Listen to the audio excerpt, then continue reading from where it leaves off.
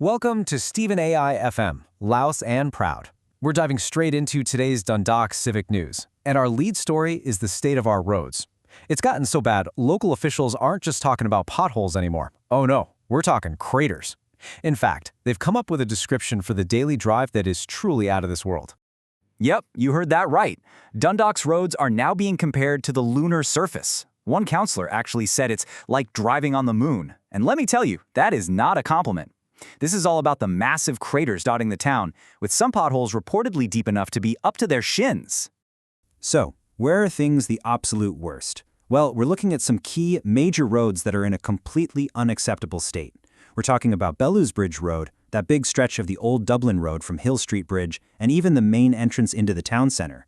Parts of the RD Road are also in desperate need of repair. And this description just hits the nail on the head. A councillor called the main road into Dundalk a patchwork quilt. You can just picture it, can't you? A chaotic mess of old tarmac and quick fixes all cobbled together. It does absolutely nothing for driver confidence, and frankly, it's not a good look for the town. Okay, so what's the price tag to get Dundalk's roads back down to earth? A whopping €3 million. That's what the council is asking the department for in storm damage funding. And just to be clear, this money isn't for minor touch-ups. This is for a massive resurfacing effort to fix the widespread damage from all the recent bad weather. You know, what we're looking at here is basically a battle. On one side, you have these unbelievable potholes and just relentless bad weather that keeps causing the same damage over and over. But on the other side, the council's fighting back. They're bringing in new tech like a hotbox machine that's laying down tons of tar and a specialized JCB for super fast repairs. It's a real race against time and the elements. All right, let's shift gears now. We're moving away from infrastructure and onto a very serious matter of justice. A reckless driver, Jamiu Giwa, has now been sentenced after his attempt to flee from Gardaí left a female officer with very significant injuries. This timeline shows you just how fast a routine operation can escalate. Back on April 11th, Gardaí tried to intercept Gioa's car. He decided to make a run for it, driving directly into an officer. But what happened next is just shocking. The judge highlighted that while the injured officer was on the ground, Gioa actually pushed her out of the way to help himself get up before running off. A blatant disregard, as the judge put it, for her well-being. And this is the real human cost of his actions. The officer got a concussion, a fractured shoulder, and a knee injury. She was unable to work for 4 months and is still dealing with pain that stopped her from playing contact sports. And on top of everything, she took a financial hit of €7,000. It just goes to show you how one moment of recklessness can have such long-lasting, terrible consequences for an officer just trying to do her job. For what he did, Jamiu Giwa has been sentenced to 2 years and 3 months in prison for assault causing harm. In the ruling, the judge really emphasized that a young officer in the middle of her career was very seriously injured for simply showing up to work. Okay, from the courts, we're heading back to the streets of Dundalk, where a different issue is causing daily headaches, a parking free-for-all. Councillors are saying the problem is being driven by a simple calculation. The risk-to-reward ratio is so low that people just chance it.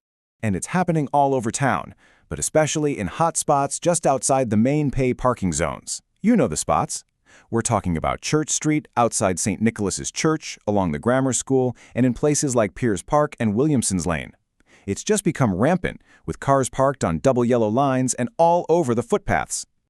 So why does this matter so much? Look, it's not just an inconvenience. It's genuinely dangerous.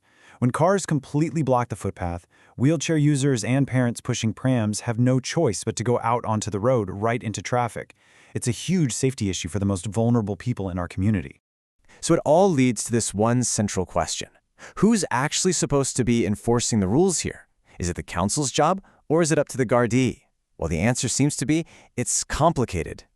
And here's the council's take on it. A senior engineer said the local authority is, and I quote, a bit hamstrung. They can identify problem areas, but their actual power is limited, especially outside of the official pay zones. So now, councillors are calling on the Garda Roads Policing Unit to step up and work with the traffic wardens to finally tackle this thing. All right, on to our quick-fire stories. First up, there's a fresh call for action on illegal dumping on Racecourse Road. And this isn't just an eyesore. We're talking about domestic waste polluting sensitive waterways that feed right into Dundalk Bay. So the council is looking at a two-step response. First, to get the CCTV cameras back up to catch the people doing it. And second, a councilor has suggested a more permanent fix, putting in a big agricultural-style gate to just block off vehicle access to the site completely. And for our final story tonight, it's a perfect example of a bright idea that's maybe gone a little bit dim. A new rollout of LED streetlights in Louth, especially around Omeath, is now under fire because they're apparently leaving some roads in almost darkness. What's so wild about this is the total paradox. On the one hand, some of the new lights are apparently so dim they offer no peripheral light at all, which makes roads more dangerous. But on the other hand, some bulbs are so bright that people are reporting that birds are singing during the night, totally messing up the local ecosystem. It's a classic case of a solution creating a whole new set of problems. So, not surprisingly, an urgent review has now been kicked off by the council. You know, from potholed roads to parking chaos and these paradoxical streetlights, it just shows that getting these civic upgrades right is a really delicate balancing act. And it leaves you with a big question for Dundalk. How do we make sure progress doesn't come with so many unintended consequences? And that's the latest from Stephen AI FM, Louth&Proud.